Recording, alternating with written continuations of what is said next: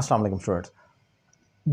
हम इंग्लिश बोलना तो चाहते हैं और बोलते भी हैं। वहाँ पर हमें जिन स्टूडेंट्स की इंग्लिश वीक होती है, इंग्लिश बोलते हुए आपको हेजिटेशन भी होती है और उसके अलावा आप पॉजेज़ लेते हैं, बोलते हुए आप रुकते हैं। आज जैसे आप कहते हैं आई वांट टू से, अब कर रहे होते हैं तो इसका मतलब है आपके माइंड में नेक्स्ट जो फ्रेज़ है या क्लॉज है या सेंटेंस है या वोकेबलरी भी हो सकती है, वो नहीं आ रही। आप जो बोलना चाह रहे हैं उर्दू में तो बोल सकते हैं, लेकिन का मतलब है कि आप उसको एग्जैक्टली ट्रांसलेट नहीं कर सकते। और फिर बाज़ औक़ात तो ये होता है कि आप उस फ़िक्रे को उर्दू में बोल देते हैं, चलें ठीक है, समझ तो आ जाती है। लेकिन हम जो टेक्निकल जो लोग हैं, जो इंग्लिश की डेप्थ जानते हैं, वो कुछ ऐसे अल्फाज को पुट कर लेते हैं जिनको इंग्लिश में फिलर्स कहा जाता है।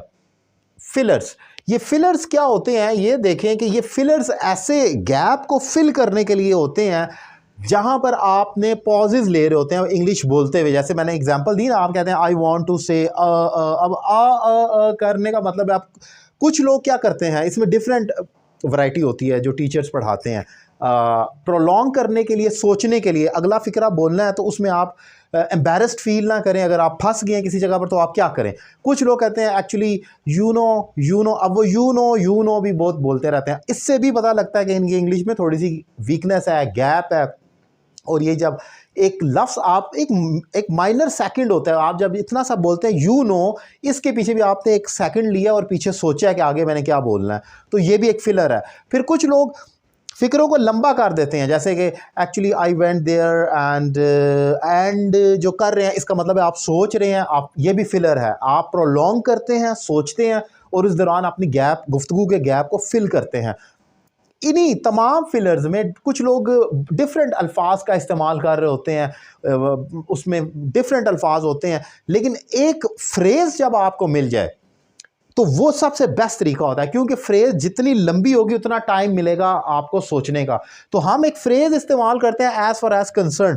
गुफ्तगू में कई लोग इस्तेमाल करते हुए अक्सर फिलर्स को, आपसे मैं अगर गुफ्तगू का आगाज़ करता हूँ, कोई भी टॉपिक आपको दिया जाता है करप्शन के हवाले से या कुछ भी है, तो आप अपनी गुफ्तगू का आगाज़ ही ऐसे करते हैं, as far as corruption in Pakistan is concern, it is growing day by day. अब as far as Ali is concerned, as far as I think, as far as you know, as far as I have seen, अब ये जो as far as और इसके साथ आप आगे जो फिक्रा जोड़ते हैं, ये कितना लंबा टाइम मिलता है कि आप इस दौरान अच्छा खासा अगला फिक्रा तैयार कर सकते हैं। तो ये जो फिलर्स होते हैं उसमें यू नो कर लें या फिक्रों को लंबा कर लें, या कुछ लोग वर्चुअली बोलते हैं, कुछ लोग इवेंचुअली बोलते हैं, एट लास्ट बोलते हैं, मतलब बहुत सारे अल्फाज बोलते हैं। ये तमाम छोटे अल्फाज हैं, इसमें इतना टाइम नहीं मिलता।